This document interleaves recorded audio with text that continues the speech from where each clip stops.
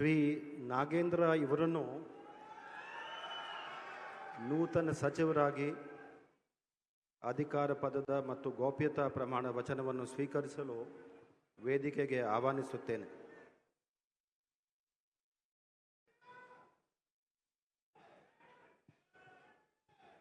ನಾನು ಬಿ ನಾಗೇಂದ್ರ ಎಂಬ ಹೆಸರಿನ ನಾನು ಕಾನೂನಿನ ಮೂಲಕ ಸ್ಥಾಪಿತವಾದ ಭಾರತದ ಸಂವಿಧಾನ ವಿಷಯದಲ್ಲಿ ನಿಜವಾದ ಶ್ರದ್ಧೆ ಮತ್ತು ನಿಷ್ಠೆಯನ್ನು ಹೊಂದಿರುತ್ತೇನೆಂದು ನಾನು ಭಾರತದ ಸಾರ್ವಭೌಮತ್ವವನ್ನು ಮತ್ತು ಅಖಂಡತೆಯನ್ನು ಎತ್ತಿ ಹಿಡಿಯುತ್ತೇನೆಂದು ಮತ್ತು ಕರ್ನಾಟಕ ರಾಜ್ಯದ ಮಂತ್ರಿಯಾಗಿ ನನ್ನ ಕರ್ತವ್ಯಗಳನ್ನು ಶ್ರದ್ಧಾಪೂರ್ವಕವಾಗಿ ಮತ್ತು ಅಂತಃಕರಣ ಪೂರ್ವಕವಾಗಿ ನಿರ್ವಹಿಸುತ್ತೇನೆಂದು ಭಯ ಅಥವಾ ಪಕ್ಷಪಾತವಿಲ್ಲದೆ ರಾಗ ದ್ವೇಷವಿಲ್ಲದೆ ಎಲ್ಲ ಬಗೆಯ ಜನರಿಗೆ ಸಂವಿಧಾನಕ್ಕೆ ಮತ್ತು ಕಾನೂನಿನ ಅನುಸಾರವಾಗಿ ನ್ಯಾಯವಾದುದನ್ನೇ ಮಾಡುತ್ತೇನೆಂದು ದೇವರ ಹೆಸರಿನಲ್ಲಿ ಪ್ರಮಾಣ ಮಾಡುತ್ತೇನೆ. ಶ್ರದ್ಧಾಪೂರ್ವಕವಾಗಿ ಪ್ರತಿಜ್ಞೆ ಮಾಡುತ್ತೇನೆ.